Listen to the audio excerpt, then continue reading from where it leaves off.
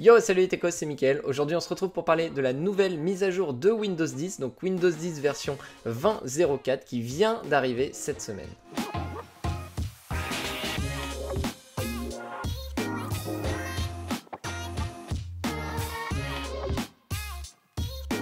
Alors chaque année, je prends le temps un petit peu de vous expliquer ce qu'il y a dans chaque mise à jour majeure. Il y a 2 mises à jour de fonctionnalités par an sur Windows 10. Ici, on est sur la première de 2020.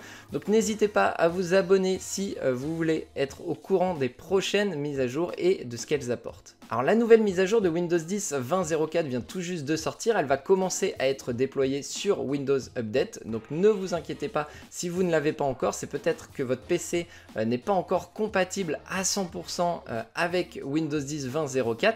Néanmoins, si vous souhaitez tester cette version, je vous mettrai les liens en description. Vous pourrez ainsi télécharger et installer cette nouvelle version. Bien évidemment, Microsoft amène de nombreuses nouvelles fonctionnalités, mais comme c'est bien connu, en général, elle amène aussi son nouveau lot de bugs. Donc ne vous empressez pas à l'installer sur votre machine de production, sur la machine que vous utilisez tous les jours, mais plutôt installez-la sur une machine virtuelle, par exemple, si vous souhaitez tester cette nouvelle version. Alors comme vous pouvez le voir ici, on est sur Windows 10 20.04 et on va s'attaquer donc aux nouveautés de tout ce qui est attaché au bureau. Et pour commencer, c'est le menu démarrer. Donc le menu démarrer n'a pas vraiment changé. Par contre, il y a de nombreuses applications, des icônes d'applications qui ont été modernisées, comme ici Pen 3D, le calendrier, etc. L'enregistreur vocal, donc il y a une petite touche graphique de ce côté-là. Alors peut-être que vous le découvrirez ici puisque c'est très peu utilisé, mais vous avez la possibilité de créer des bureaux virtuels sur Windows. Donc vous allez pouvoir ouvrir des applications sur un bureau, ouvrir vos jeux sur un autre bureau et basculer ensuite d'un bureau vers l'autre. Ça permet de scinder un petit peu l'activité que vous allez faire sur chaque bureau. Donc ça, c'est pas nouveau, ça existe depuis un bon moment, mais vous allez pouvoir maintenant renommer vos bureaux très simplement en cliquant sur le nom du bureau, et on va pouvoir mettre par exemple ici Games et ici par exemple Work pour travailler. Et vous allez pouvoir donc basculer de l'un à l'autre. Vous pourrez également renommer en faisant un clic droit, et tout ça par contre c'est nouveau. Alors toujours attaché au bureau et au menu démarrer, on a Cortana qu'on utilise ou qu'on n'utilise pas d'ailleurs, mais il y a beaucoup de changements pour Cortana puisque comme vous le voyez ici, il n'est plus vraiment attaché au menu démarrer. On a ici maintenant une application complètement distincte. Cette application est maintenant disponible directement dans le Microsoft Store. Elle n'est plus du tout attachée au système d'exploitation et du coup elle pourra être mise à jour complètement indépendamment. Comme vous pouvez le voir ici, vous pouvez tout à fait chatter avec Cortana. Maintenant cette application prend en charge le thème sombre et elle n'est plus disponible comme avant directement dans les paramètres puisque c'est une application bien distincte. Il y a une fonctionnalité qui a été dépréciée, c'est les groupes résidentiels. C'était déjà prévu dans les précédentes versions de Windows 10. Et bien ici, on n'a plus du tout la notion de groupe résidentiel quand on fait clic droit et accorder l'accès à. Avant, on avait encore la possibilité, maintenant, ce n'est plus du tout le cas. Et le gestionnaire de tâches a été également mis à jour puisque si vous allez dans l'onglet Performance, vous allez pouvoir tout de suite voir si vous utilisez un SSD ou un HDD, donc un disque dur ou un SSD. Mais vous allez également pouvoir voir pour certaines cartes graphiques, puisque j'ai remarqué que ce n'était pas le cas pour toutes les cartes graphiques, mais vous allez pouvoir voir la température de votre carte graphique. Au niveau du centre d'action, pas grand chose de nouveau, cependant vous recevrez des notifications maintenant qui vous diront et qui vous rappelleront qu'il est nécessaire de sauvegarder votre ordinateur. Bien évidemment, si vous utilisez une application tierce type Acronis ou d'autres logiciels de sauvegarde, vous ne recevrez pas ces notifications. Ça c'est seulement si vous n'utilisez pas d'utilitaire de sauvegarde. Donc je trouve ça pas mal de la part de Microsoft de rappeler aux utilisateurs qu'il est important de sauvegarder les données. Alors pour les nouvelles fonctionnalités autour du bureau, c'est terminé, il n'y avait pas grand chose finalement.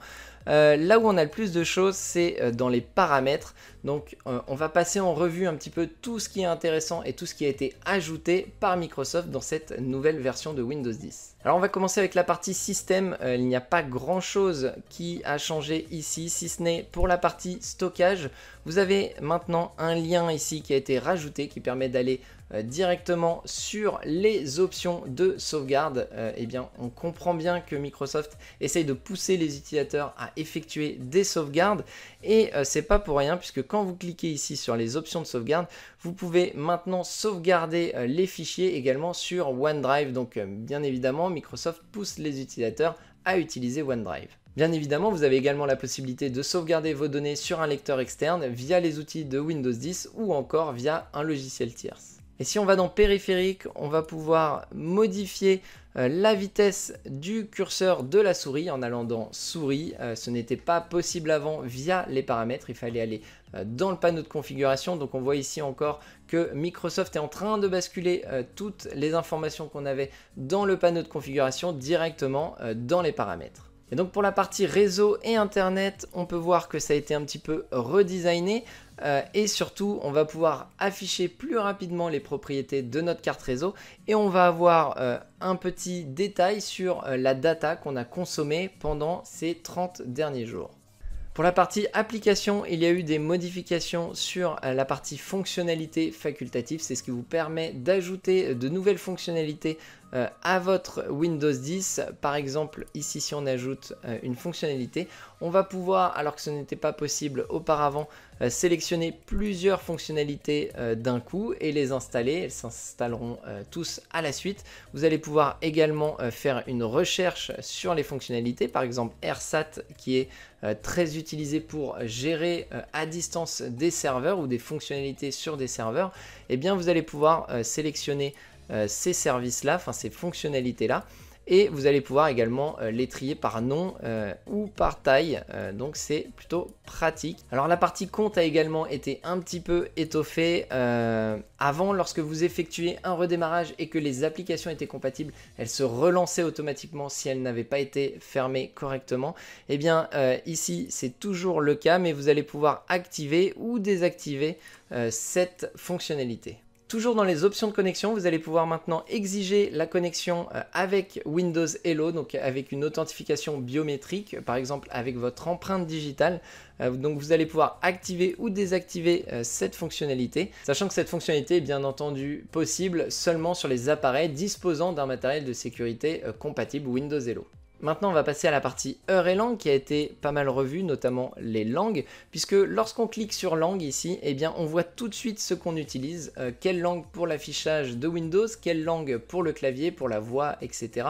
C'est quelque chose qui peut être très pratique dans une multinationale, par exemple, ça permet très rapidement de changer de langue ou encore de visualiser quelle langue est utilisée pour telle ou telle chose. La partie jeu n'a pas été revue, par contre dans les options d'ergonomie on a pas mal de nouvelles choses. Vous allez pouvoir maintenant personnaliser le curseur de texte ici, c'est-à-dire que vous allez pouvoir hop, si on coche ici, mettre de la couleur sur votre curseur qui soit plus ou moins gros, une couleur qui vous plaît ou non, et du coup si par exemple on passe sur un texte, et bien vous voyez le curseur est beaucoup plus visible. Alors bien évidemment ce ne sera pas utile pour tout le monde, mais pour les personnes qui ont des problèmes de vue ou les personnes âgées, et bien c'est bien pratique. Vous allez pouvoir personnaliser, même choisir une couleur qui vous plaît et du coup adapter votre curseur en fonction de vos besoins. Toujours dans les options d'ergonomie et toujours pour les personnes qui ont des problèmes de vue, il y a l'option Loop qui est toujours là et sur laquelle on voit une nouveauté, c'est qu'on peut conserver ici le pointeur de souris, donc soit dans les bords d'écran quand vous bougez la souris, soit directement centré sur l'écran. Et à ce moment-là, quand vous allez activer la loupe, eh bien la souris reste au milieu de votre écran, alors que hop, on a ici la possibilité de le garder sur les bords d'écran et c'est votre souris qui va pousser l'écran pour se déplacer. Donc voilà, vous pouvez choisir l'un ou l'autre maintenant. Et toujours dans ce panneau, il y a des possibilités maintenant d'ajouter une touche de modification. Comme ça, quand vous utilisez la loupe, vous pouvez aussi lancer la lecture des menus, ce qui permet d'avoir également du vocal en plus de la loupe. Alors pour les fonctionnalités de recherche, a priori les recherches devraient être meilleures et plus rapides, donc ça ce sera à voir. Et donc pour terminer avec les paramètres, on a ici mise à jour et sécurité. On a de la nouveauté dans optimisation de la distribution, puisque si vous allez dans options avancées, vous allez pouvoir maintenant limiter votre bande passante avec des valeurs absolues. Donc si vous voulez limiter la bande passante à 5 mégas ou quelque chose comme ça, lors du téléchargement des mises à jour, eh bien vous pourrez le faire. Alors toujours dans mise à jour et sécurité, quand vous alliez dans résolution des problèmes, ici vous aviez tout un tas d'outils qui pouvaient vous être utiles pour dépanner l'ordinateur. Ici on n'a plus rien, mais tout n'est pas perdu puisqu'il faut juste cliquer sur le lien ici, utilitaire supplémentaire de résolution de problèmes. Et ici vous allez avoir la liste de tous les outils qui vont vous permettre de dépanner l'ordinateur en fonction de votre problème. Et toujours dans la partie mise à jour et sécurité, on a quelque chose ici de très intéressant puisque peut-être que vous connaissez l'outil de récupération ici qui va vous permettre de réinitialiser votre ordinateur lorsque vous avez un problème. Vous pouvez le réinitialiser complètement, vous pouvez le réinitialiser en gardant vos données. Et bien maintenant, il est possible de réinitialiser votre PC tout en téléchargeant une nouvelle version de Windows dans le cloud. Lorsque vous réinitialisez votre ordinateur, eh bien Windows va recompiler en quelque sorte votre système et si celui-ci est corrompu, eh bien vous repartirez sur de mauvaises bases. Et bien ici, avec la fonctionnalité cloud qui fonctionne comme ça, vous cliquez sur commencer ici vous mettez justement si vous voulez conserver ou non vos fichiers. Et ici, ça va vous proposer justement de télécharger, comme vous le voyez ici, dans le cloud. Donc vous repartez avec une version à jour et une version propre. Ou alors vous réinstallez avec déjà vos fichiers système. Alors bien évidemment, ça peut prendre du temps pour les petites bandes passantes. Mais Microsoft annonce que c'est censé aller plus vite que lorsque vous faites une réinstallation locale.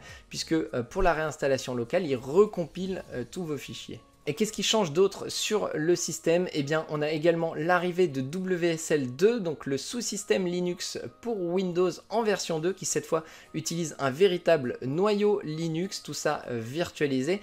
Et Microsoft a annoncé que ça devrait être 10 à 20 fois plus rapide. Il y a pas mal de développeurs qui ont confirmé ça. Donc pour tous ceux qui aiment utiliser Docker sous Linux, eh bien c'est parfait.